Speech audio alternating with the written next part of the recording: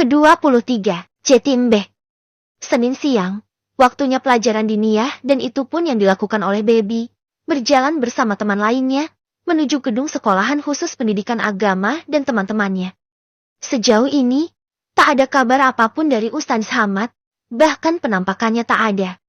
Apa dia tertelan bumi ya? Atau dia menghilang? Atau dia trauma dari ciuman itu? Ugh, Baby menggeleng. Waktunya sangat tak tepat untuk ngelamun hal seperti itu.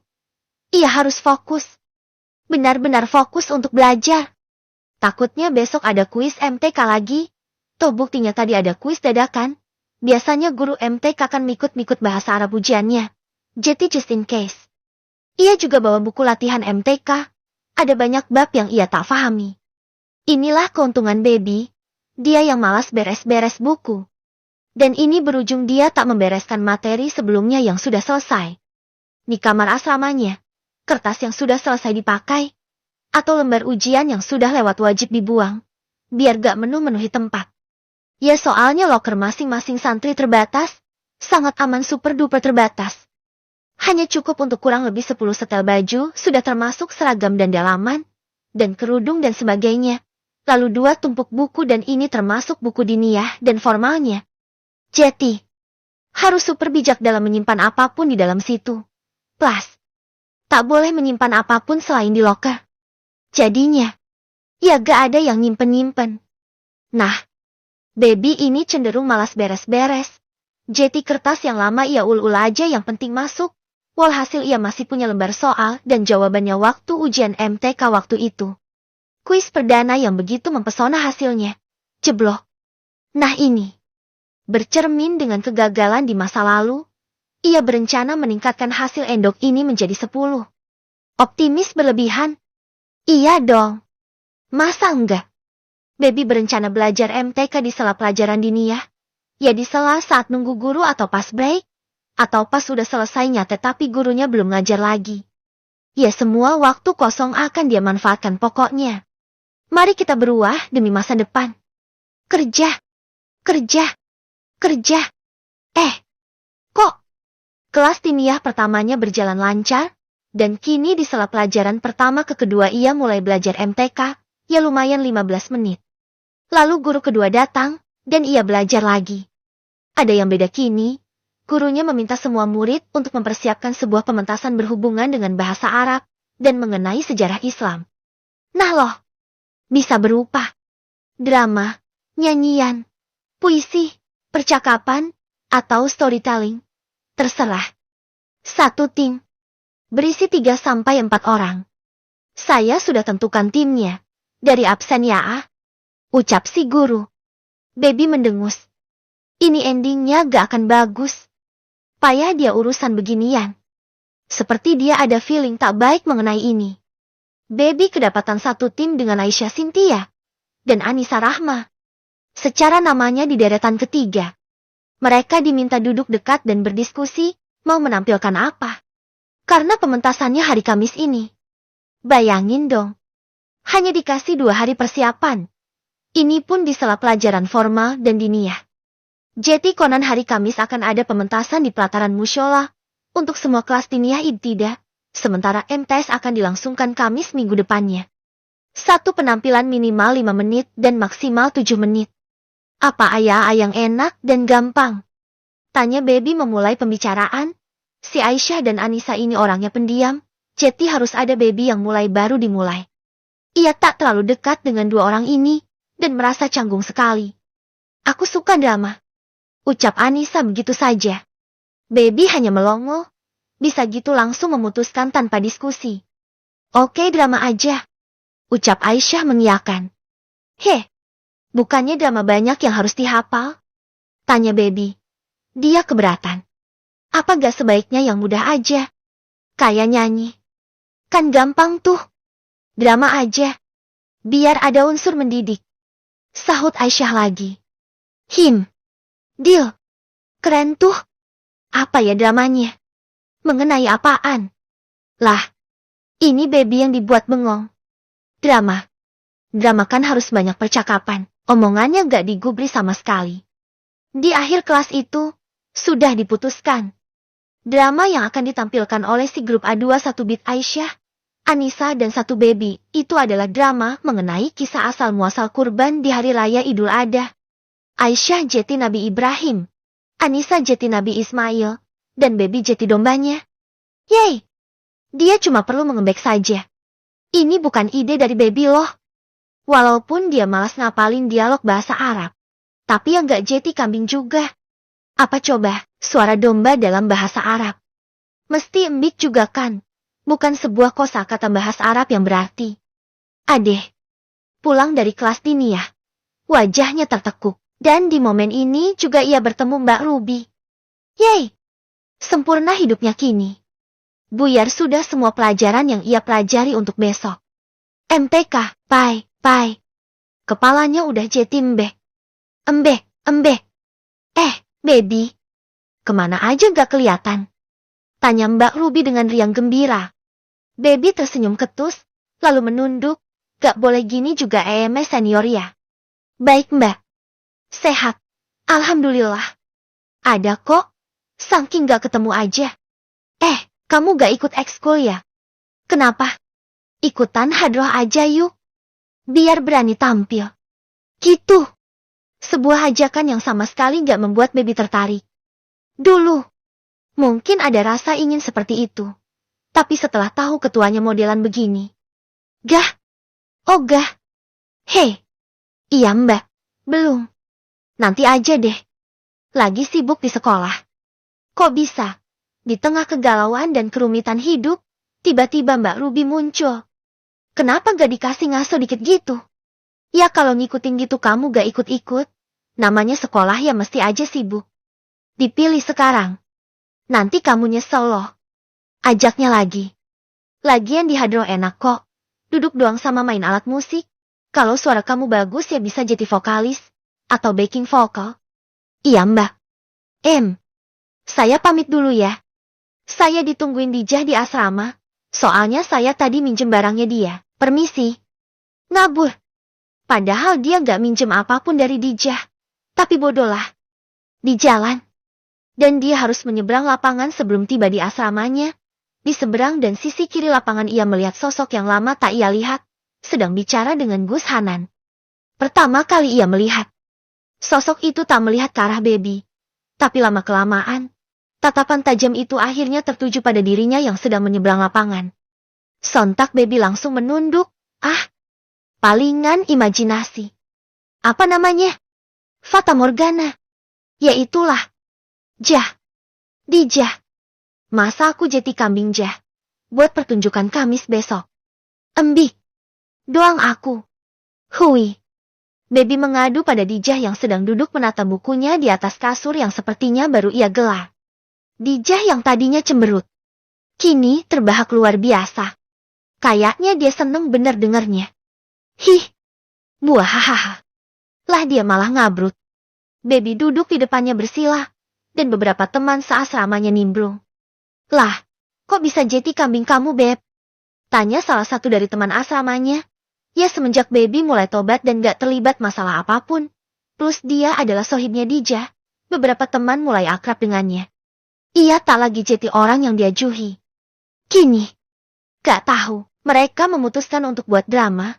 Terus tiba-tiba aja mereka bilang, aku jadi Nabi Ibrahim. Yang satunya jadi Nabi Ismail. Lah aku yang jadi kambingnya dah. Terbahak. Bahkan Dijah dari tadi gak berhenti ketawa. Saking lucunya paling. Siapa pelakunya? My love. Siapa yang bikin kamu jadi kambing? Tanyanya dengan tanpa iba sedikit pun di wajahnya. Masih ngakak anak itu. Anissa Rahma sama Aisyah. Kenal. Ya kenal banget. Ucap semua orang di asrama itu. Emang agak aneh orang dua itu. Sealiran. Alirannya di luar Nurul. Hahaha. Sabar ya Beb. Bisa-bisanya dia disuruh sabar. Saat dijadikan kambing. Ya setidaknya kamu cuma perlu ngembak aja Beb. Balas Dijah lagi. Saat makan malam, mereka masih membahas Baby yang akan jadi kambing. Si Najwa tumben-tumbenan komen, biasanya dia masa bodoh. Kamu tapi mesti bilang ke gurunya dulu. Nanti dikira kamu sengaja. Kamu gak akan dapat nilai nanti. Lah gak ada bahasa Arabnya kok. Iya juga. Bener tuh, besok aja kamu ngelapor. Siapa sih gurunya? Tanya Baby perhatian. Bu Istisfa. Balas Baby. Ya udah besok aja Beb, pagi. Sebelum sekolah kamu ke sana. Belum ada orangnya ya? Abis kelas aja. Kan siang udah pada datang tuh Ustadzah diniyahnya. Usul dijah lagi. Baby mengangguk. Setuju. Besok dia harus lapor Ustadzah Istisfa. Hari itu berakhir dengan sedikit kekonyolan lagi dari Dijah. Bisa-bisanya dia ngeledek Baby waktu mau tidur. Selamat tidur bebiku sayang. Ucapnya manis. Sleep dream. Balas Baby dengan tenang. Embik. Salah Beb. Hahaha. Balasnya. Ngeselin emang si Dijah. Ya jadinya satu kamar jadi sahut-sahutan Bek Mbak Embek. Kesel, pengen nangis tapi yang lain pasti tambah ngakak nanti. Rabu pagi. Standar saja. Dia mengikuti semua pelajaran dengan normal. Setelah sekolah ia memberanikan diri mencari Ustadzah Istisfa. Walau tak ada teman yang menemani. Dia memberanikan diri, sendirian ke ruang guru. Tok, tok. Assalamualaikum. Baby mengetuk dan membuka pintu perlahan. Ada salah satu guru, ia kenal ini adalah guru bahasa Indonesia, Bu Cindy. Assalamualaikum Bu, ada Ustadzah Istisfa Gaya? Saya mau bertemu. Ucap Baby pelan dan dengan sopan. Oh, ya, itu ada di sana mejanya. Di ujung. Jawab sang Ustadzah. Baby mendongak. Mencari tempat yang ditunjuk Bu Cindy tadi. Di ujung? Di, Yung. Oh, kenapa juga mesti ada penampakan ini di momen beginian? Kenapa juga Bu Istisfa mesti berhadapan mejanya sama Ustadz Hamad? Dan kenapa juga orang itu ada di sana?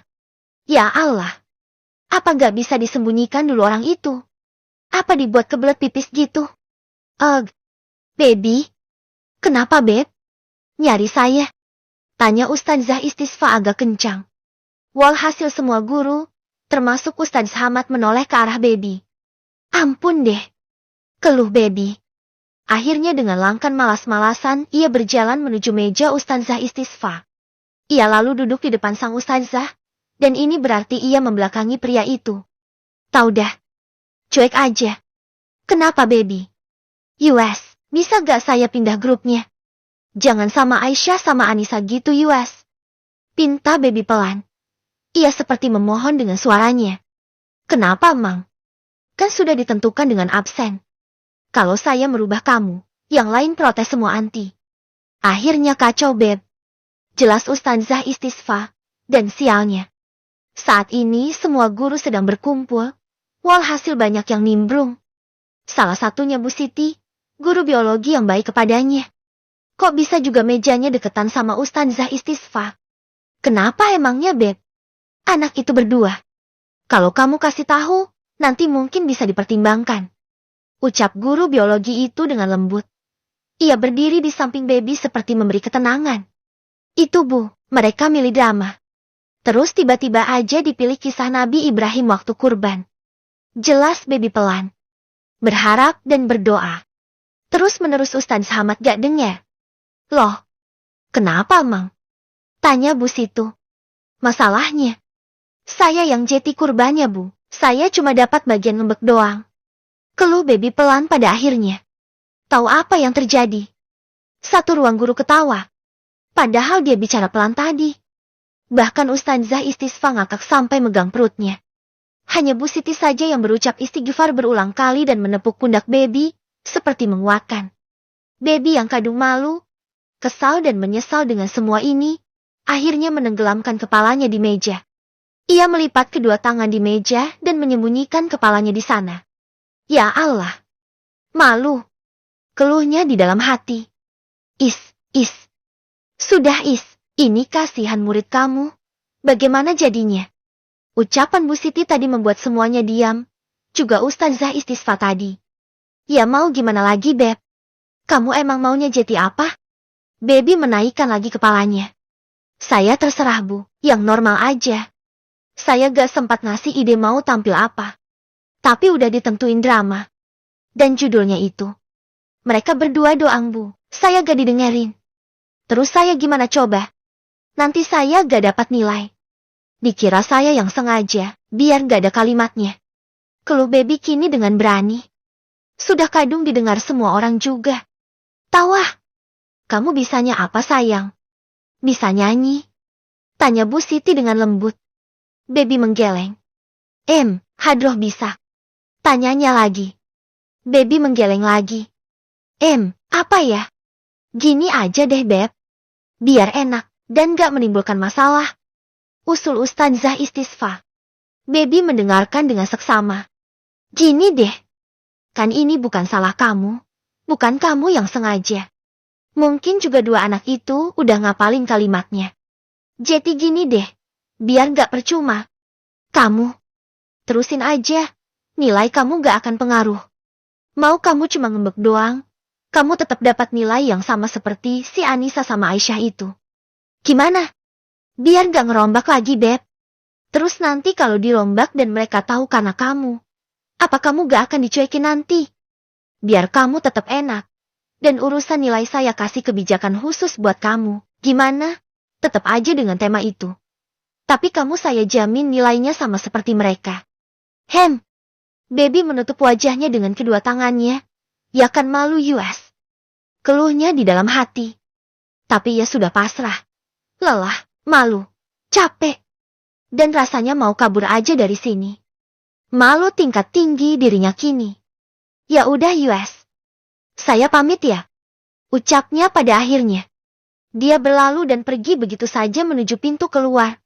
Bu Siti, guru yang paling lembut padanya dan paling perhatian, mengelus pundaknya berulang kali dan berjalan bersamanya menuju pintu keluar. Sabar ya baby, kamu pasti bisa. Fighting! Ucapnya memberi semangat. Baby kadung lemes dan mengangguk aja. Ini bukannya menyelesaikan masalah. Tapi membuat dia tambah malu aja. Di depan semua guru dong.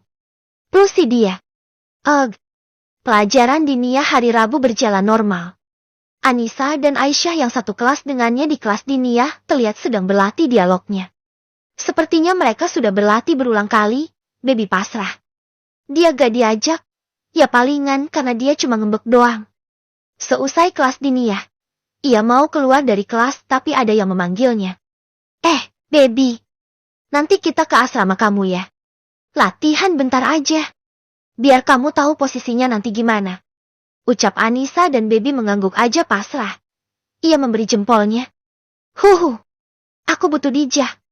Teman dikala susah dan senangku. Ia berjalan menunduk, menyeberangi lapangan seperti biasa, lalu di tengah jalan ia diminta ke ruang guru oleh salah seorang anak kelas 3 mah. Beb, kamu dipanggil sama Bu Siti deh tapi kayaknya di ruang guru. Ucap si senior. Baby mengangguk, ya palingan Bu Siti nanya perkembangan pelajarannya. Biasa sih. Bu Siti nanya progres belajarnya. Ia masih berjalan menunduk, lemas duluan. Kalau ibarat kata, Madesu. Sepertinya ia sudah berjalan di jalur yang tepat. Lah kok jadi nyasar mau ke ruang tempat penyimpanan sapu dekat ruang guru. Lah, dia menaikkan kepalanya, dan celingukan. Kaki ini kadang suka ngelindur. Ia berbalik, dan berjalan lagi menuju ruang guru. Tapi bukannya jalan maju. Kok dia malah jalan dan mundur? Lah. Lalu baby merasakan pundaknya ada yang memegang. Juga dahinya. Ada yang menariknya mundur. Menuju ruangan tempat penyimpanan sapu. Lah. Kenapa ini? Siapa juga yang bawa dia ke tempat sapu? Klek. Ia sudah masuk dan tiba-tiba dari belakangnya ada tangan besar yang menutup pintu. Baby refleks berbalik. Mau ngomel atau mau mukulin siapapun yang beraninya nyulik dia ke tempat sapu. Kerenan dikit kek. Kemana gitu? Ini ke lemari sapu. Apaan? Sih? Mulai dari nadanya yang meninggi seperti membentak. Sampai dia pelan sendiri, tangannya juga sudah diayunkan ke atas. Mau memukul. Tapi berhenti di tengah jalan. Bahkan di ruangan yang gelap seperti ini saja baby sudah tahu. Siluet siapa orang yang berdiri di depannya. Kamu gak baca amplop dari saya ya? Tanya suara itu. Ia tahu itu adalah Ustadz Hamad. Amplop? Tanya baby bingung. Kok langsung ditodong amplop? Yang saya titipkan, berisi uang tapi ada hal lain di sana. Gak kamu baca? Oh, Baby diam. Mikir lagi. Ia baru ingat kalau ada uang di amplop itu. Tapi ia lupa tak membukanya. Dibiarkan saja di dalam loker. Lupa dia. Oh iya lupa. Kenapa? Tanyanya lagi. Pelan. Setelah ini baca. Ngerti? Baby mengangguk, lalu dia mengerjap. Terlebih saat lampu di ruangan berukuran 2 kali 2 meter itu dinyalakan. Hanya ada space kecil untuk mereka berdiri. Karena di sisi kiri dan kanan berisi rak, dan tergantung di dalamnya banyak sapu, pel, kemoceng. Wah, elite lah pokoknya. Ada juga deretan sabun, pewangi sampai karbol. Ini temannya apaan sih? Ngomong di lemari sapu. Terus, kenapa saya dibawa ke sini? Saya mau ketemu sama Ustazah Siti kok. Keluh Baby kini berbalik dan mau membuka pintu. Tapi dari atasnya, pintu itu ditahan dari belakang. Ya siapa lagi? Kalau bukan pemilik mata tertajam dan terketu sejagat pondok. Saya yang manggil kamu, bukan Ustazah Siti. Saya yang mau bicara. Ucapnya dari belakang. Tangannya masih ada di atas Baby, menahan pintu dengan mudahnya, mentang-mentang tinggi. Dan saat Baby berbalik, posisi mereka jadi sangat. Sangat provokatif. Apa Mang? Mau saya apakan teman kamu itu? Siapa? Aisyah dan Anissa. Mau saya kasih hukuman? Kenapa Mang kok dihukum mereka? Baby bingung. Udah buat kamu malu, untuk jeti kambing. Balasnya. Ya refleks Baby mau menepuk lagi dahinya. Tapi sekali lagi ditahan. Udah saya bilang. Jangan mukul kepala. Suaranya kini lembut, tidak seperti sedang mengomel. Lupa. Gak usah. Kenapa dihukum juga? Ustazah Istisfa udah bilang saya nanti dapat nilai yang sama dengan mereka. Saya gak perlu ngapal, dan gak perlu banyak dialog. Tinggal disembelih sama ngembek doang. Kenapa enggak? Balas Baby sok yakin. Padahal di dalam hatinya gak ikhlas pakai banget. Yakin kamu? Kini ia sedikit menunduk, guna melihat wajah Baby. Seperti ia sedang mengawasi wajah anak itu. Membaca ekspresinya. Baby yang salah tingkah jadinya kelabakan mau melihat ke arah mana. Ia mau ngelihat ke depan. Isinya si dia. Ke samping. Ke atas. Ke bawah. Serba salah. Sampai dagunya ditahan dan dibuat mendongak menatap lurus ke arah Ustaz Hamad. Bilang. Kamu mau ikut pertunjukan itu apa enggak? Sekarang. Perintahnya udah kayak TNI aja. Tegas banget. Ya gak mau. Tapi mau gimana lagi? Abisnya, Ustazah Istisfa udah bilang gitu. Ya mau gimana coba? Terus? Cerocos Baby ngalor ngidul. Ya tinggal bilang. Mau apa enggak? Ulangnya kini dengan nada lebih tidak galak. Baby menggeleng. Matanya melas. Mau saya bilangin sama beliau? Baby menggeleng. Nanti saya dimusuhin. Ya sudah. Kamis nanti. Kamu saya izinin keluar biar gak usah ikut. Ya. Sama aja. Itu malah tambah bikin orang marah. Kesel sama saya. Udahlah. Udah biasa juga. Saya mah biasa digituin. Ya ini tergolong level ecek-ecek kok. Mungkin dikira saya nggak bisa ngapalin dialog, jadinya dicariin peran yang paling gampang jadinya. Kenapa jadinya mata Baby rasanya panas? Ustaz Hamad juga melihat mata perempuan di depannya, Jeti sedikit memelah. Jeti, maunya gimana? Tahu? Pasrah aja dah.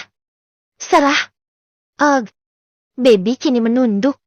Iya kalau ditanya mau apa ya bingung. Wong gurunya sudah bilang gak apa. Dan nanti dia dapat nilai bagus. Mau gimana lagi dia? Baby. Kini lagi-lagi tangan besar itu sudah mengangkat dagunya. Biur. Air mata itu tumpah dengan sendirinya. Baby menangis. Menangis karena serba salah. Karena malu. Karena sedih. Karena kesal dan karena dia nggak ada upaya. Hanya bisa nerima. Ya kok nangis sih? Gumam Ustaz Hamad lalu menarik kepala Baby ke dadanya. Tangannya yang besar itu mengelus punggungnya perlahan. Naik turun. Sementara Baby terus saja terisak di pelukan Ustadz Hamad. Tahu ah, capek. Saya nyerah. Keluh Baby lalu dia terisak lagi.